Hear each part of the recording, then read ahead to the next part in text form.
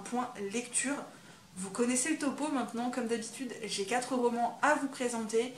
Et dans ces 4 romans, vous aurez le droit à un peu de tout, de bonne lecture, de moins bonne lecture, à de la romance, à de la SFFF, à du classique. En gros, ce point lecture va partir un peu dans tous les sens, hein, clairement. On va déjà tout de suite commencer par arracher le pansement de la douloureuse et on va commencer par le roman qui m'a le moins convaincu, qui m'a laissé le plus mitigé, que j'ai vraiment le moins aimé, en tout cas pour ce point lecture. Il s'agit du premier tome de Sang et d'os, donc la traque de Tahamour, publiée aux éditions Bookmark dans leur collection MM.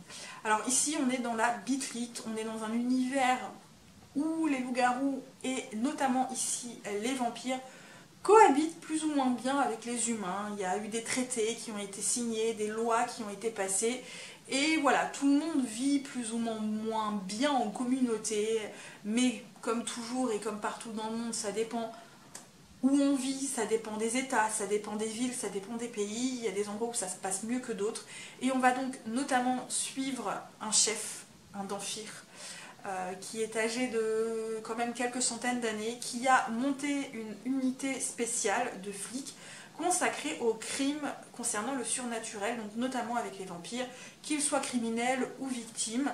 Il travaille donc avec des vampires, des Denfirs et des humains, et également avec un de ses coéquipiers qui s'appelle Luc.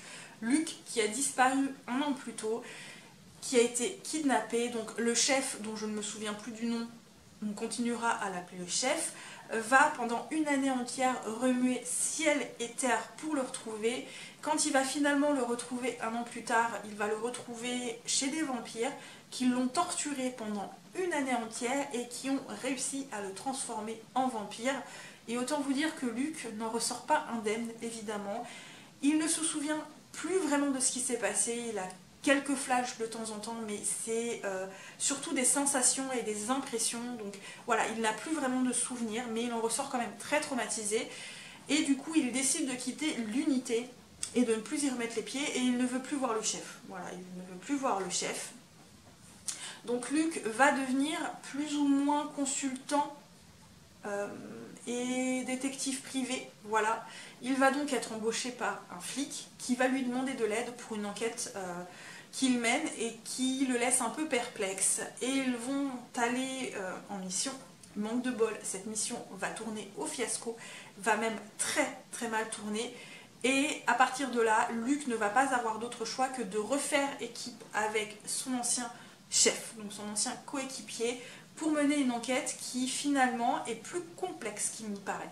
Je m'arrête là pour le résumé, je vous en dis pas plus. Alors, je vous avoue que dès le départ, j'étais autant hypée que j'avais un peu peur avec ce roman, parce que le résumé m'a hypée de fou, parce que le résumé, voilà, parlait de souffritude. Et vous savez, moi j'aime quand on parle de souffritude dans un roman. Je suis sadique, je l'assume complètement, j'aime quand les personnages souffrent. Sauf que moi, ce qui m'inquiétait, c'était l'auteur. Alors, j'avais déjà lu une duologie de cet auteur il y a quelques années, une duologie apocalyptique qui parlait de loups-garous, de métamorphes, d'humains, mais qui m'avait pas du tout plu, notamment parce que j'avais trouvé que cette duologie était extrêmement brouillonne, confuse, parfois mal expliquée, je ne voyais pas trop où l'auteur voulait en venir. Et la relation des personnages qui était censée être une relation amoureuse était pour moi littéralement glaciale.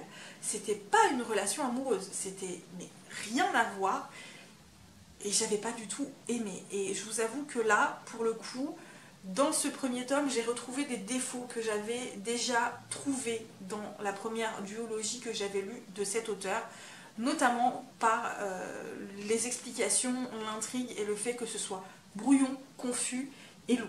Voilà, donc déjà tout ça, ça m'a quand même pas mal coupé la chic. L'auteur nous sort des termes, mais alors ça sort de nulle part, ça tombe comme un cheveu sur la soupe, et du coup on ne comprend pas. Notamment par exemple, dès les premiers chapitres, on va nous parler d'êtres humains qui sont des chèvres.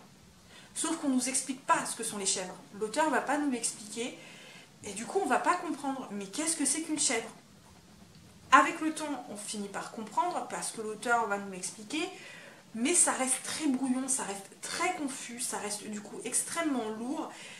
Et c'était parfois compliqué du coup de voir où l'auteur voulait en venir. Et il y avait des moments où je me disais mais je comprends pas, je vois pas où l'auteur veut en venir, je comprends pas qu'est-ce que c'est que ce terme.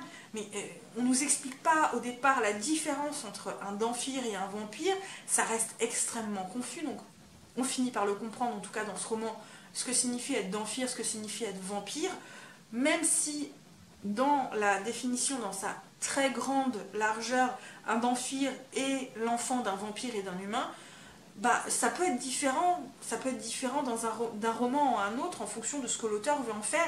Et du coup là c'est confus, c'est brouillon, c'est pas où l'auteur veut en venir, ce qui est extrêmement dommage parce qu'au final, quand on arrive à se concentrer dessus, quand on arrive à passer outre ces choses très confuses, très brouillonnes et parfois lourdes, l'intrigue, elle est vraiment bien foutue, l'intrigue est très intéressante, même si certaines choses, je les ai vues venir, d'autres beaucoup moins. L'intrigue en soi est plutôt bien foutue, mais du coup c'est très dommage parce que ça coince au niveau des explications de ces termes qui sortent de nulle part, de ces explications qu'on n'a pas, ce texte brouillon et parfois extrêmement confus et lourd. J'ai trouvé ça très dommage. Maintenant, au niveau de la relation des personnages, j'ai trouvé que la relation était plutôt bien foutue, qui va petit à petit avancer, qui va ne pas se créer d'un coup. Ce sont des personnages qui ont un passif. N'oublions pas que Luc est traumatisé, qu'il a été torturé, qu'il n'a jamais voulu devenir un vampire et qu'il est devenu. Il a une relation très conflictuelle avec son chef qui pourtant a un gros crush pour lui, mais qui a du mal à se lancer dans une relation parce qu'il a des expériences malheureuses dans le passé. Voilà, la relation est plutôt bien construite, bien faite, même si tout n'est pas résolu dans ce premier tome, ce que je trouve plutôt bien. Comme ça va se poursuivre dans les tomes suivants. Mais j'ai quand même eu du mal à m'accrocher aux personnages. Je les ai trouvés quand même assez distants au départ, assez froids. Ça s'améliore, mais ça reste encore assez distant pour moi. Donc j'ai bien aimé, mais il y a beaucoup de choses qui moi m'ont déplu, qui m'ont déçu et qui finalement, voilà, j'en sors extrêmement mitigée. Du coup, je ne sais pas si je lirai la suite en FR, ou en tout cas ça ne fera pas partie de mes priorités. Je continue par le premier tome de la duologie de Vaisseau d'Arcane, donc Les Hurleuses d'Adrien Thomas, publié aux éditions Nemos. C'est un premier tome que j'ai beaucoup aimé. C'est pas un coup de cœur, mais j'ai quand même beaucoup apprécié cette lecture.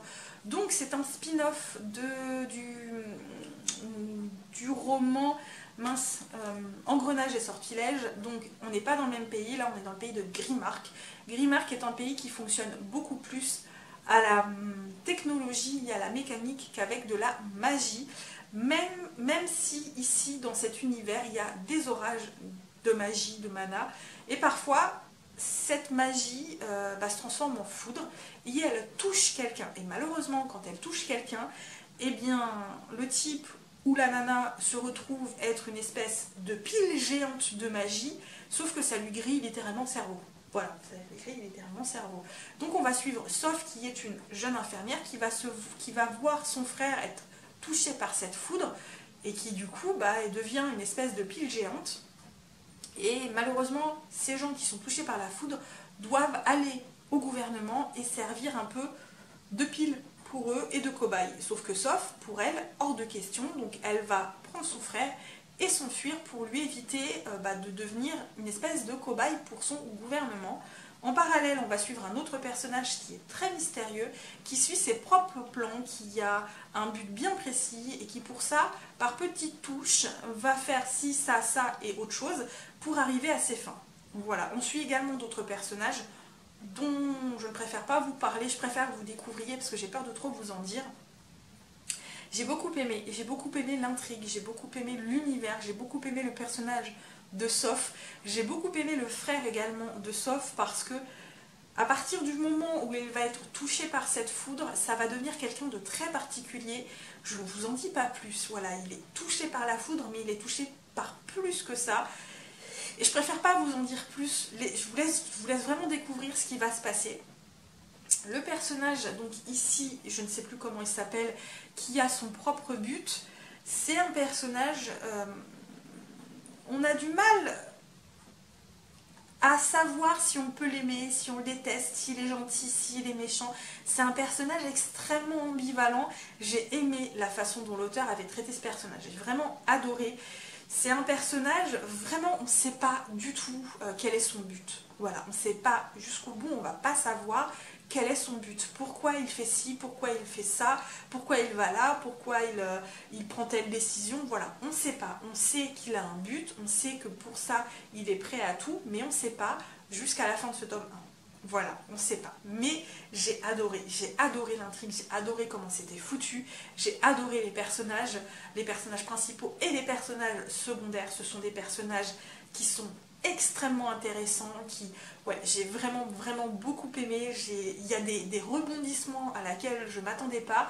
Et j'ai adoré aussi parce que finalement, on ne sait pas le but final de ce premier tome. Et à la fin, j'étais quand même surprise. Je ne m'attendais pas à ça. Et ouais, c'était agréable de ne pas savoir ce qui allait se passer. Voilà, c'était très agréable. Maintenant, j'ai hâte d'avoir le tome 2 et de voir comment les choses vont évoluer, comment les choses vont tourner.